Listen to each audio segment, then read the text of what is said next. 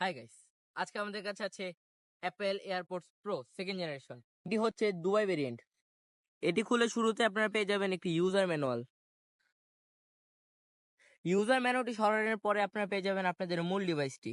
এর সাথে আপনারা পেয়ে যাচ্ছেন type C to type C cable. এটিকে হ্যাং করার জন্য রয়েছে একটি ফিতা। আরও রয়েছে সাইজ অনুযায়ী 3 জোড়া এয়ার টিপস।